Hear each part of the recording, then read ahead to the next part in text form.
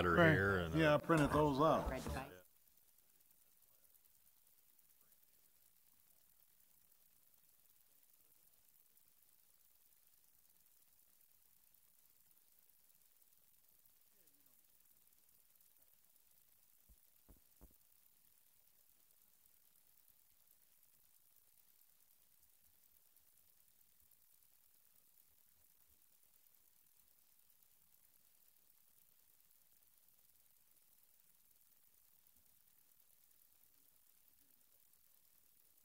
Oh, 10 days, they go, yeah, we have to order it, and remember where government shut down, so it's like, seriously. Good evening, everyone, and welcome to the January 10th of 2019 Muscatine City Council meeting. Cinda, will you please do the roll call? Councilmember Spread? Present. Harvey? Present. Rockert? Present. Macedo? Present. Brackett? Present. Fitzgerald? Present. Malcolm? Present. 7 present, 0 absent. No. Thank you, Cinda. Thank you to everyone for coming tonight. We're going to run a fairly lean meeting and dispose with some of the formalities, so we're going to get right to our agenda. We're going to start with Melanie Alexander on public art.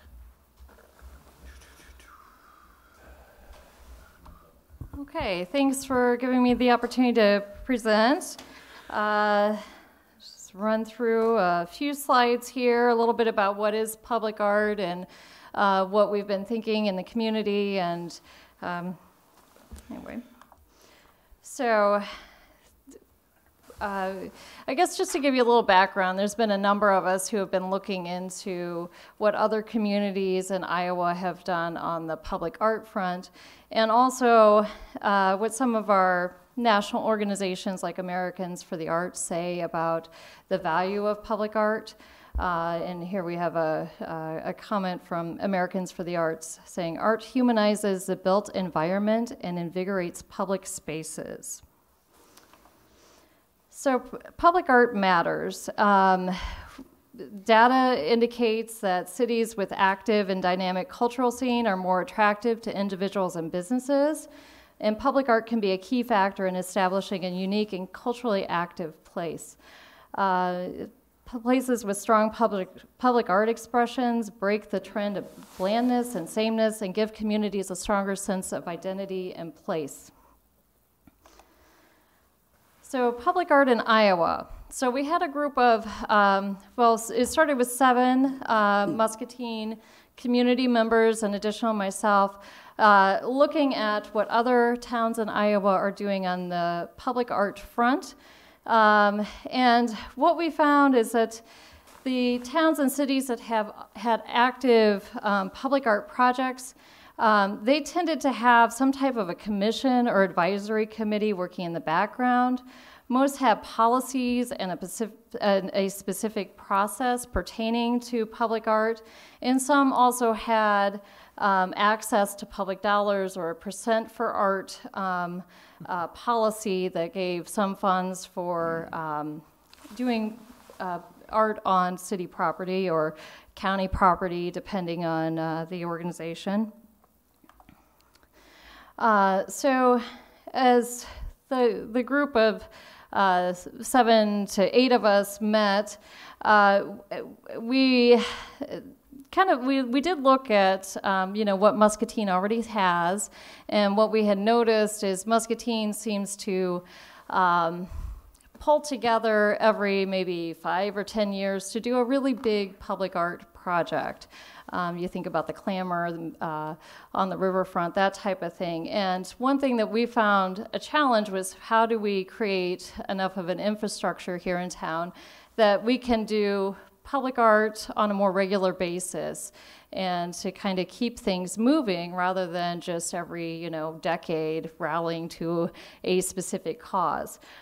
So what we are proposing is some type of either public art commission or advisory committee, and our purpose is we want to strengthen the community of Muscatine through arts and cultural programs, and so this is beyond the scope of what the Muscatine Arts Center does. So it's not exactly my role as director of the Muscatine Arts Center to get involved in public art, but it's something that we're interested in and have some experience working in and happy to lend that expertise. But, with this Public Art Commission, we'd like to plan, promote, and encourage programs to further public awareness of and accessibility, participation in, and support for artistic and cultural development of the City of Muscatine.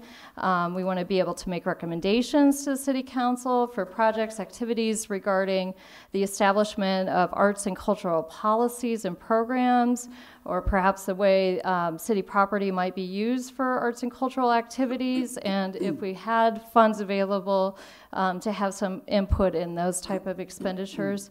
And also on occasion, you might have a situation where a group of people or an individual might be interested in gifting a work of art to be displayed on city property, so this commission or advisory committee would play a role in that.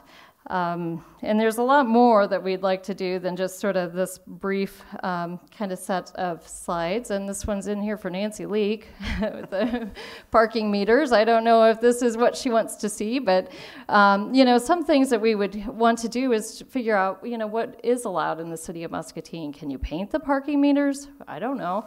Fire hydrants, manhole covers, those types of things that might be just in common public places. But we see the commission or advisory committee developing some bylaws, procedures for the City of Muscatine regarding public art. And this is really loosely defined. It could be both temporary and permanently installed pieces, from murals, sculpture, memorials, architectural components, community art, digital art. So we're not trying to just define it as, the permanent, long-lasting, forever type of monument. We want to work with partners, individuals, for-profit businesses, nonprofits, other government institutions to assist with proposals, implementation on public property within the City of Muscatine, and to advise the Muscatine City Council on potential sites that might be enhanced by the addition of public art. In the time that this group has met, there's been conversation about, is there a chance to put public art either on the riverfront or in a roundabout? And, sometimes as the director of the Art Center, those types of questions end up on my doorstep, and I don't have a clear answer for that. So we're just, I think this is one way of just kind of getting started, and also to make it a little bit more clear for organizations in the community as far as, what are the steps. So, you think of the Muscatine County Arts Council and their poetry on the sidewalk, and what steps did they take to get that done? Well, this would make it a little bit more easy for them to, come to this advisory committee or commission and have a team of people helping them through that process instead of every time trying to reinvent that wheel. And in the Parks and Rec Department, they do have currently the ability to review what might be placed on city property, and I think that's as it should be. And so when we developed this, we had in mind that a staff member from Parks and Rec, and we've talked this through with Rich Climbs as well, would also be a resource for this advisory committee. So we're thinking that it would be a group appointed by City Council, starting with 5 residents serving 3-year terms, a staff member from the Muscatine Arts Center, a staff member from Parks and Rec, and those 2 staff members would be non-voting members. And we'd set appointments kind of staggered with being able to renew once. It would be so up to 6 years in a row, and just kind of following the usual turnover of the end of the fiscal year. So, as we've gone through with this group of 6, 7, 8 of us working on this, there's a lot of things that we've, talked about. One, is just understanding a little better what is already out in our community, who's painted those murals that you see when you drive around town, maybe pulling together some of that information. You know, some of the historic monuments, some things there's information on, some there's not. So we want to, you know, kind of gather some of the information about what's already out there and then work with individuals and groups as they have ideas to bring forward. And then, you know, as we're looking at the riverfront, if, you know, that idea of a sculpture kind of garden, if that comes up, if there's something there, then this would certainly be a chance for that advisory committee to get involved. So, you know, we've looked at all different types of public art projects around town. Some of us have also gone to special meetings that have been put on by the Iowa Arts Council or Department of Cultural Affairs. So kind of a resource, and we're thinking we would probably meet maybe quarterly to start with, and then periodic and as needed if there were an active project that we wanted to look at. So. Council have any questions? A few comments real quick. I think it's a great idea. I think especially with the potential of putting some of the art like out on the trails, out on some of the, like we mentioned, some of those areas.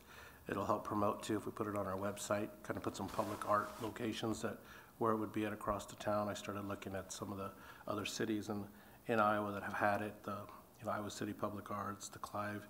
They have a lot of similar setups to what you're discussing of, right. People from the different departments and people actually from the public. They meet about bi-monthly on the even months, things like that. Right. So similar to what you're requesting, and it seems like it helps promote the city. So I think it would actually be a really great thing. And then having a group that kind of go to for some of those things that would help and understand and would avoid a lot of the steps that we would have to go through, and you just bring to us what we were requesting.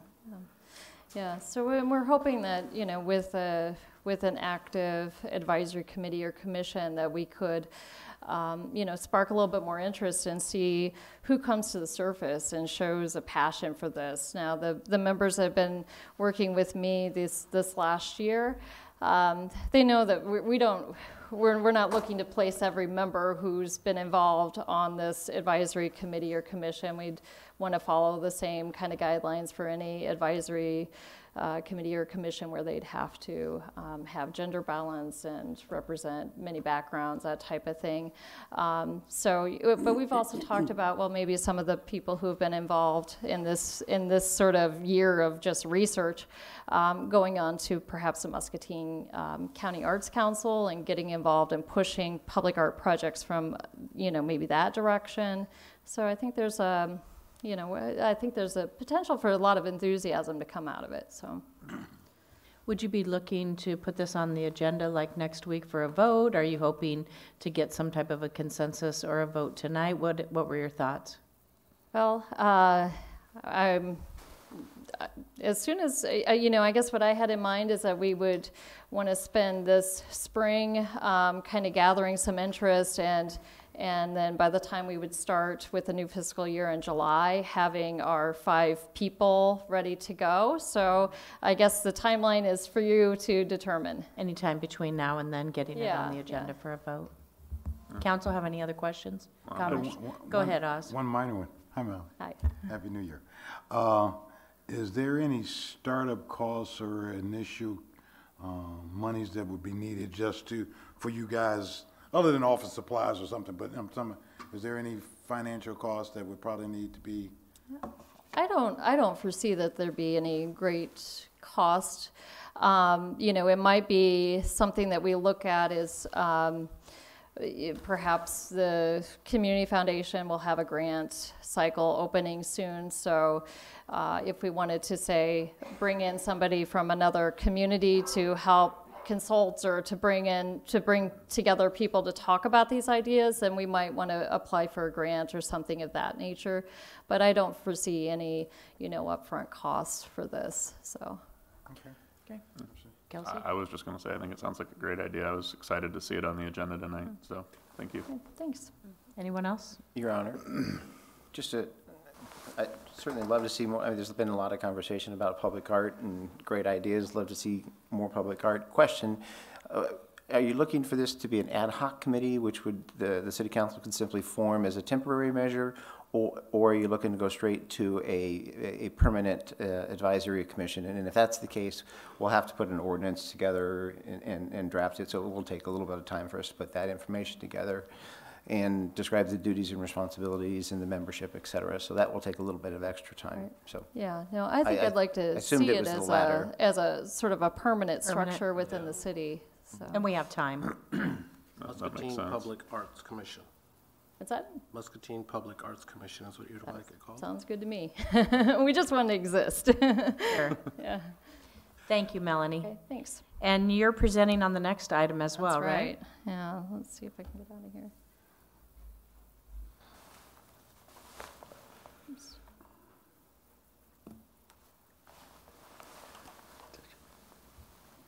So I wanted to also bring forward some information about the reaccreditation process for the Muscatine Arts Center.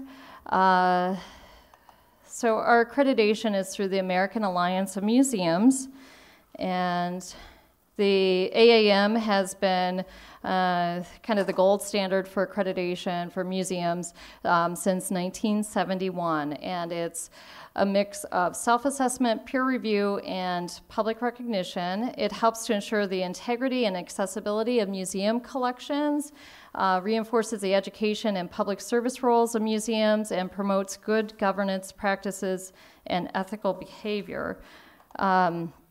So the Muscatine Arts Center was first accredited in 1993. It was reaccredited in 2006. Ideally, their process is for you to go through accreditation or reaccreditation every 10 years.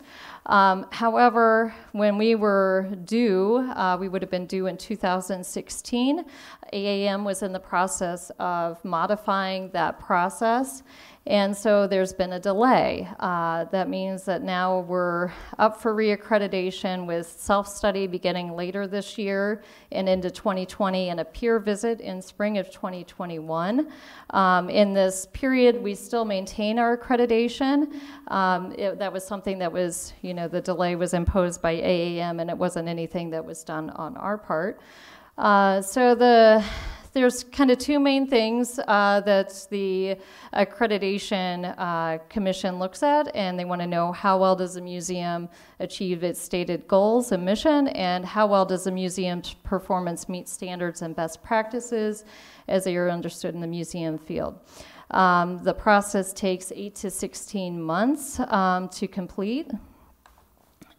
And some of the reasons or some of the hoped for outcomes to become a stronger asset in the community, demonstrate our worth and the support and the public trust that we hold, ensure the sound stewardship of our collections, enhance funding opportunities, raise the quality of operations, leverage change, improve staff and board skills, and distinguish ourselves among our peers. So the Muscatine Arts Center is one of 30 or so organizations in the state of Iowa that are accredited by AAM, and some of those are even, grouped to, there's multiple organizations that are kind of under the same umbrella. So it's not that common that you find an AAM accredited museum perhaps in the size of Muscatine. So we're really proud of that, and it's something that comes into consideration when we're working with other museums to maybe bring things to the Muscatine Arts Center, whether it's an entire exhibition or to borrow a piece of art for an exhibition. So as we go through the accreditation process, they also go through these core standards, and they're broken up into several categories: public trust and accountability, mission and planning, leadership and organizational structure, collection stewardship, education and interpretation, financial stability, facilities and risk management. So it really covers our entire operations. It's not just, what have you put on for exhibitions recently, or how organized are your collections. It's our governance, it's financial, it's a massive undertaking for the board and for the staff to do this.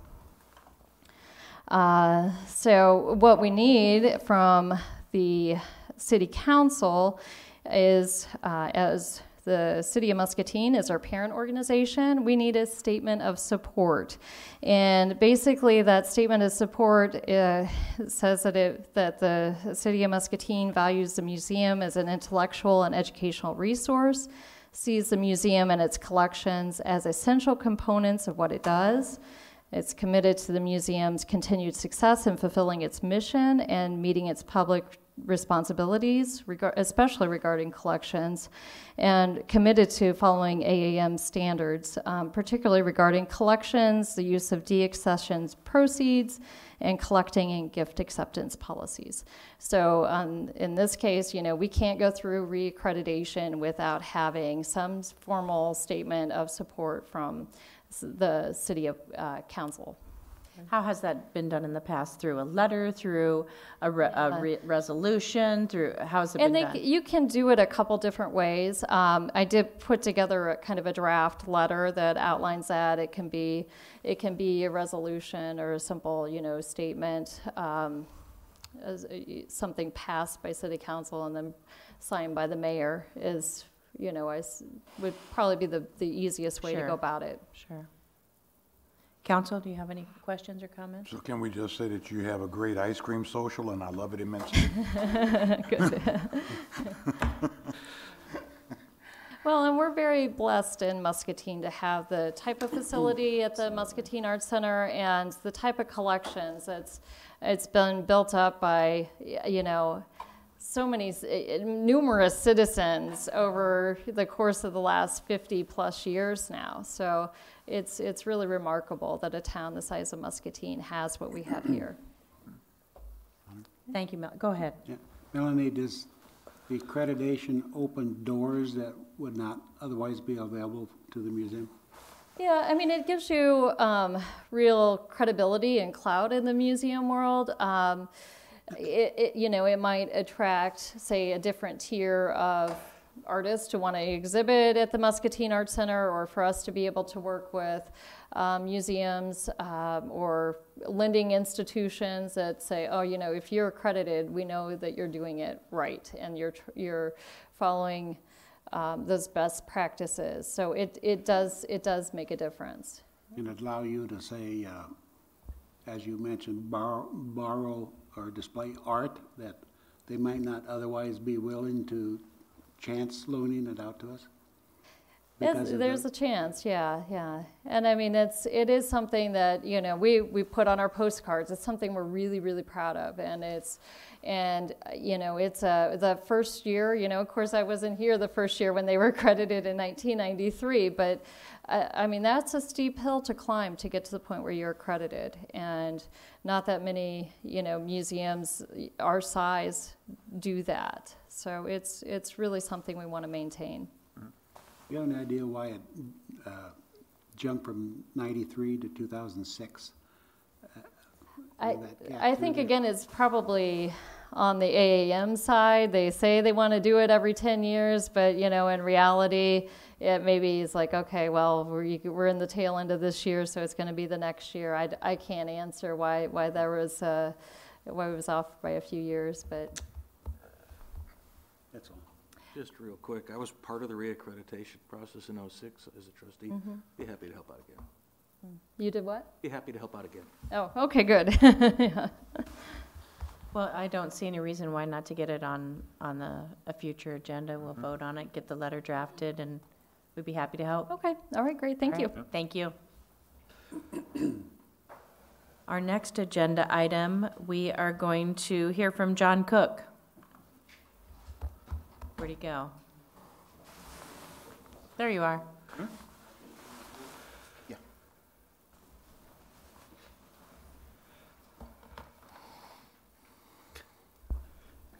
I believe I was just here to have approval for the supplemental Okay. number 7 for the So are you project looking that we've been for, working on. I wasn't quite sure what you were meaning by this. Are you wanting this to be a consensus? A Yes. vote? A vote. request? It's It's written an as an action item. approval, which is not, Yeah, request. Request for- request. Request for approval. okay. So you want to go ahead and say what you're wanting us to approve? Sure, this is the project we've been working on forever. It's that great project we've all been very excited about getting going, and unfortunately our bids came in really high when we did that. Instead of rolling over, we went to work and found a new way to get this thing done, and we found it at the recycling center. Turns out that place, that humongous building, is not being used hardly at all. And there's a lot of space there. It's a bigger building than we were going to build. It's got 3 truck docks just like we were going to have. It has, the scale is already there, of course. We were going to use that scale. Now it's closer. The trash that we were going to have to haul up there, you know, after doing the depackaging is next door now. You just drive it across. There's a door right through there. I mean, it's like it was just built for this. It really was. So this is a great place to have that project, and we're going to save a lot of money doing it. So you're wanting to move So forward. what we'd like to do is we just need a little extra engineering design to say, hey, we need to get electricity to that, we need to get water to it, we need to have foundational support for this machine, make sure that it's not going to go through the floor, you know. And then now we have a very small building at the treatment plant. Instead of this big building, we're going to just have this little place where trucks can pull up next to it, hook up their hoses, and there's going to be a little bar screen there and a little pump system. So the scale just went way, way down. It's not as cool anymore, which I'm kind of bummed about, but you know, cool is not what we're going for here. We're going for practical. We're going for what's going to really do the job, and this is going to do it. We're going to do it for a lot less money. So, Okay. Do I have a motion to approve John's request? I have a question. Oh, can you wait till we, Yeah, sure. So moved. do I have a second? Second. Any discussion? Go right ahead.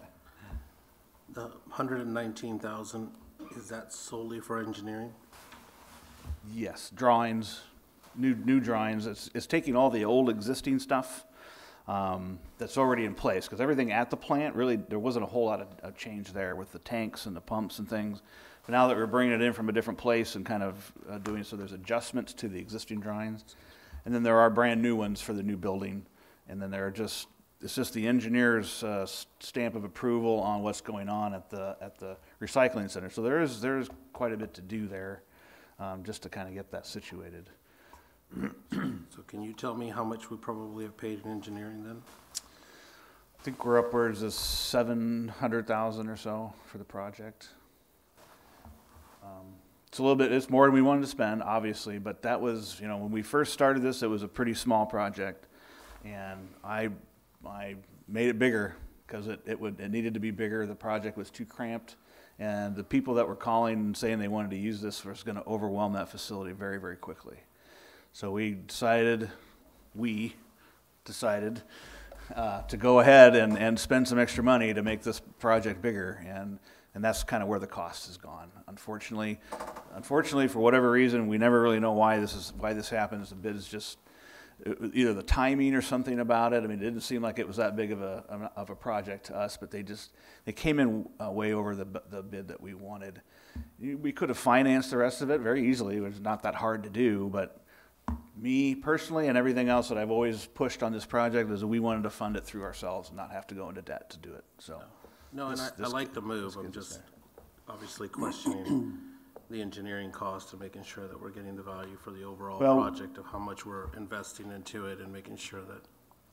It was more than that, and I have negotiated that price down from where it started. So that was not the original offer, shall we say. I'm good with it. Thank you. Go ahead, Councilman Harvey. John, you talked about trucking the liquids between the two buildings. Yep. You see that as a kind of a balanced trade-off between installing more capital to pump it versus running trucks back and forth? Yeah, we looked at pumping it, and maybe somewhere down the road we will, but that's a long way to pump material like that. It's kind of gooey and greasy, and I'm kind of scared to put it in a pipe for very long, really. But that's why we liked having it really close to where we were going to use it. The piping wasn't very far, and we could heat trace it and keep it warm so that it moved. Running it down all the way that far would be a lot of heat trace, number one. And I think trucking is going to be pretty good for us to do. Don't think it'd have a problem getting out of the truck?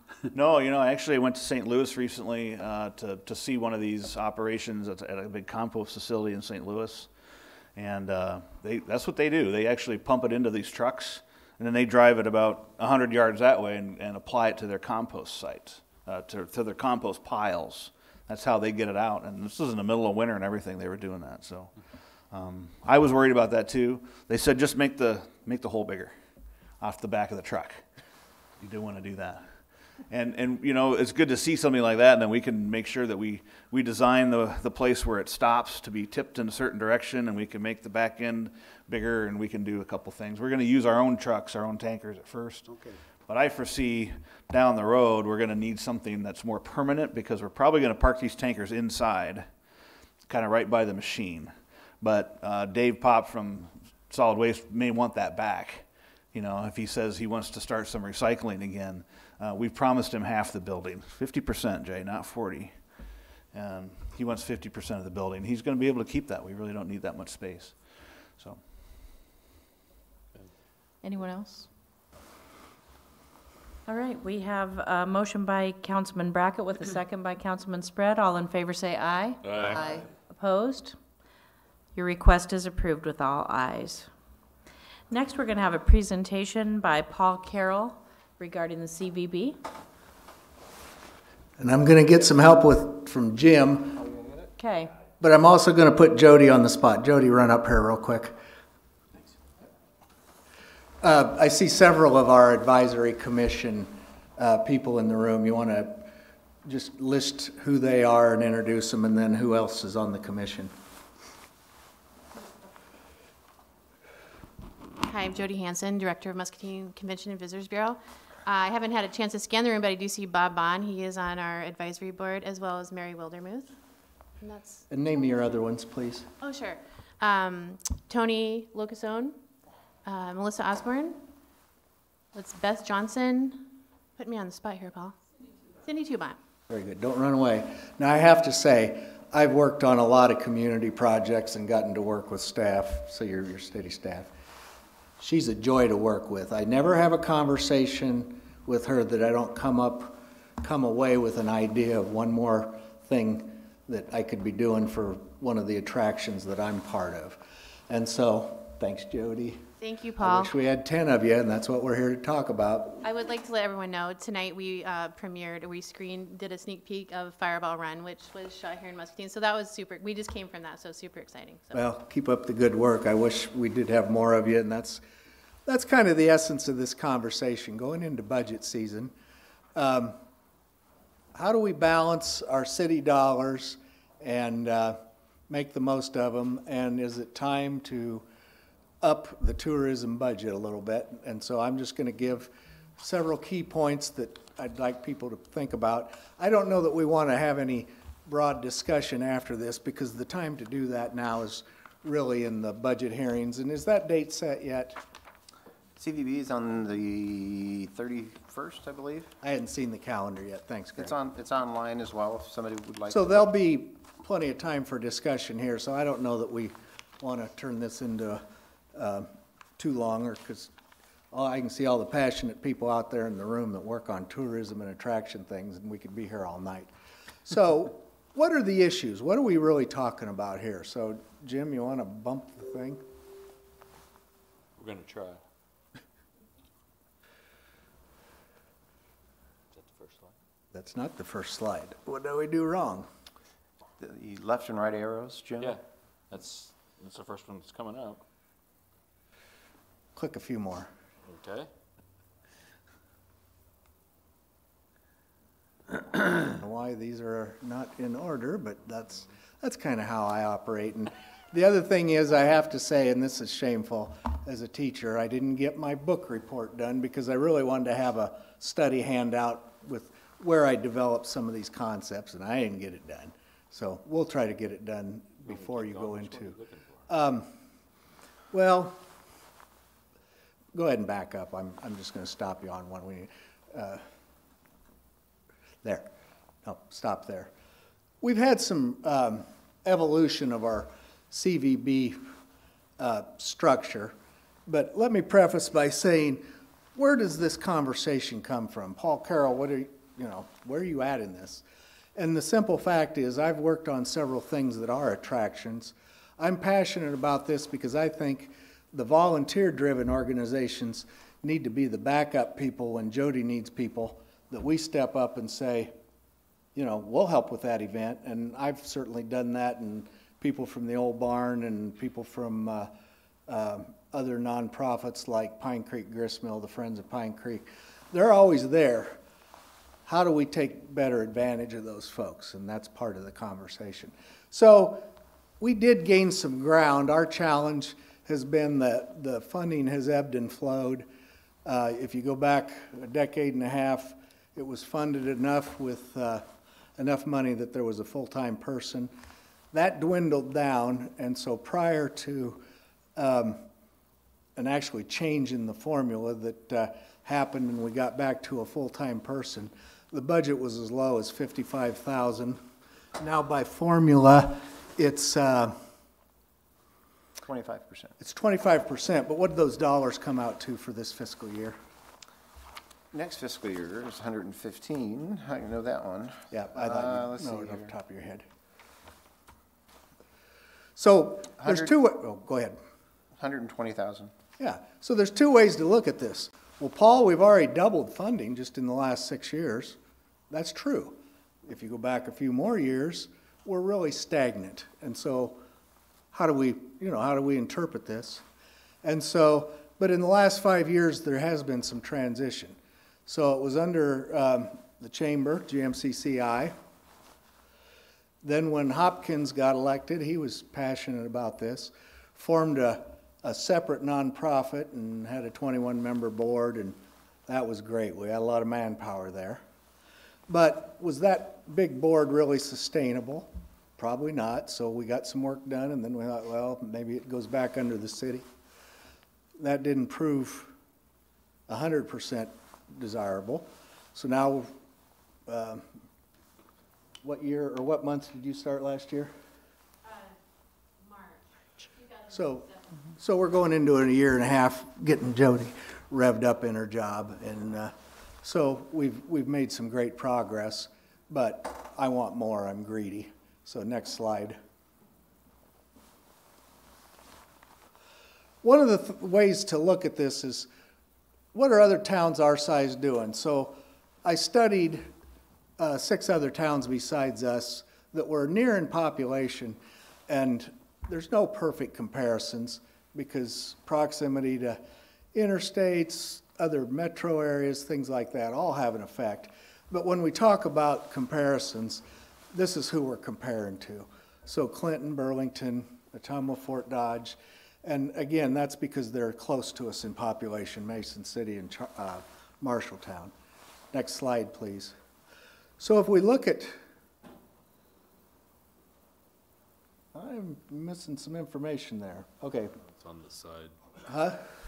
It's next to the population number, it didn't get put over in It's the not tabbed correct. over, but it's there. Well, anyhow, I'm going to go with it because I know what the numbers are.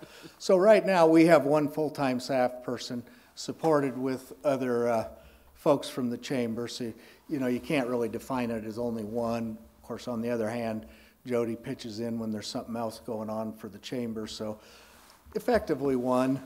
Ottumwa has 2. Fort Dodge has 2. Burlington essentially has the equivalent of 2. They're structured quite a bit like us under the chamber, only it's 4 partnership entities instead of 3. Their director told me, I'm the only full-time in the office, but we have a half-time person down at the visitor center that helps me, and then I've got access to marketing and other support staff. So basically you could say they have 2 people.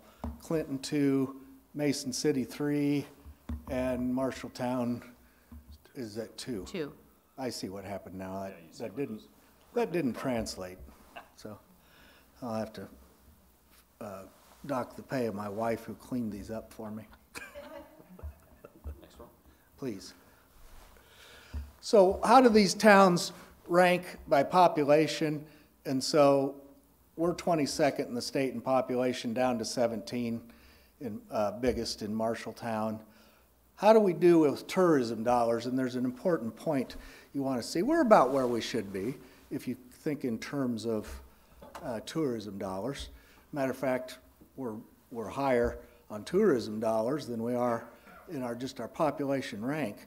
The one thing I want you to point out or look at though is, remember Mason City was one of the towns we compare, and they have 3 staff people, and they're 11th in tourism, even though they're only 16th in population. I do believe there's a story there. So, and when I talked to them, they said, well, we do a lot of things. So, is there going to be a payback? We'll talk about that, but more staff does equate to more tourism dollars. Those are, by the way, those are county statistics. You don't really get, the reports I found don't really show. So that was Muscatine County ranking for tourism, Fort Dodge is Webster, Wapello, Des Moines, Clinton County, Mason City, Saragota, and then Marshalltown. So that's where those numbers come from. Keep going. That was the one we were looking at. We've already covered that. So, I don't know how these are so out of order. Go to the challenges one. Oh, no. Actually, I do want that one with the arrows. That one? There, stop right there. Okay. I'm missing a slide here, but, so when you compare funding where we're at and where funding might be, what are the challenges and opportunities? Really a problem with only having one staff person has been continuity. And then, of course, it didn't help that we kind of flip-flopped on how we're going to manage it. But when you only have one staff person and that staff person leaves, you've got an issue with learning curve. If we had 2 staff people, that'd just be more seamless. And that's important to understand that concept because there's a learning curve. Now, I got to say that with Jody, there really wasn't much learning curve, but just because of her experiences. But certainly with the other hires, there was a lot of learning curve because they didn't have much experience. The other issue is, are we paying enough to retain them? If you study the other towns, and I don't have the information in front of me, but if you actually study what the other directors, which is Jody's title, makes, they're probably getting paid significantly more than Jody. So, are we going to train Jody and then send her to the Quad Cities and they'll steal her away from us? I hope not. But that's a dynamic when you have less money to pay your staff. Okay, next slide. Those are some of the challenges. Keep going, there should be, keep going. Nope. We lost some slides. Well, you want to back up a little bit here and see if they're in there? You skipped over a bunch. Yep, back up one more. So I've already talked about, obviously if you have limited dollars, you have limited staff. We've kind of talked about the continuity already. There just are fewer dollars being spent in our county by far on the direct advertising budget. And then we've got a challenge right now with our community-wide retail environment. We just, things are tough. Lacey at Port City Underground told me her last season in 13 years in business was her worst year. So while some of our retailers downtown are doing well, but we've known we've lost some substantial stores. And so that's the challenge of can we build tourism and our retail environment if we invest more money? And my answer is yes, but you have to decide whether it's the right money and what amount. That's your job, not mine. What are some other challenges? We have a huge sales tax drain, and this is county numbers.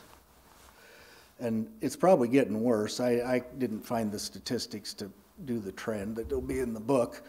But, I know one statistic was we were leaking at retail drainage at $19 million out of the county.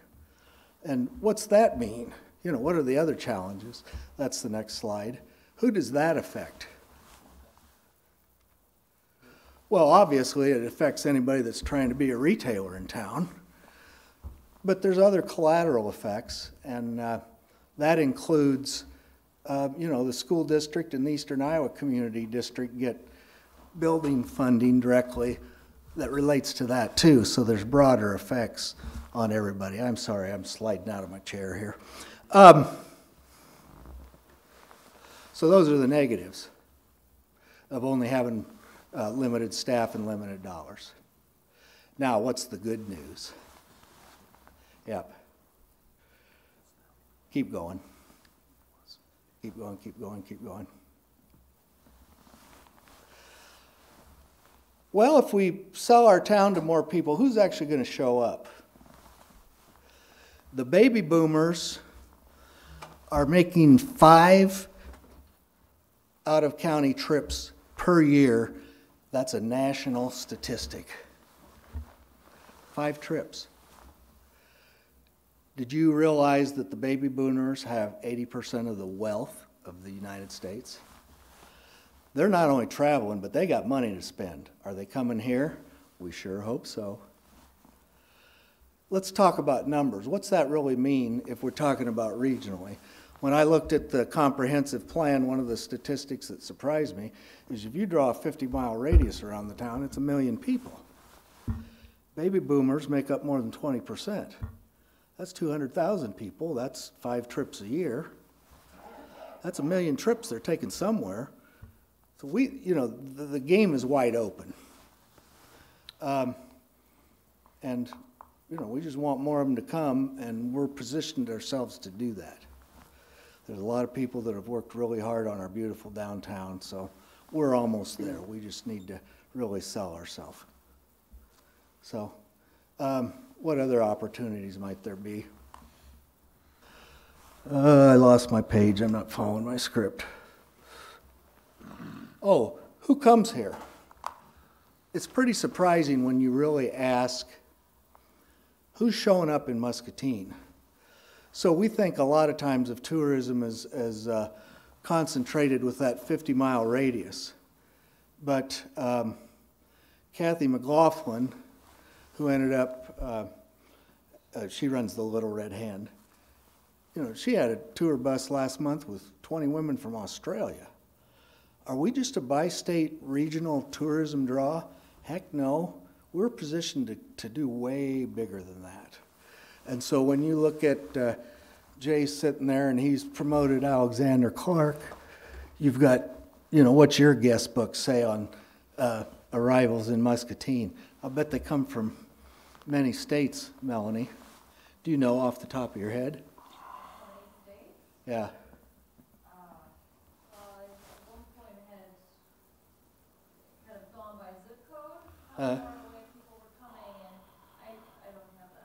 Okay, sorry to put you on the spot. When I checked History and Industry Center book, 45 states, 17 foreign countries. We have the opportunity to draw people here from a bigger audience. We not only have the regional stories with our local history, but these could be national stories, and that includes Alexander Clark. It includes the Chinese story in downtown Muscatine that continues, the potential of that continues to evolve. So what I want you to understand is the market is wide open, and we can bring people from here from all over. So with that said,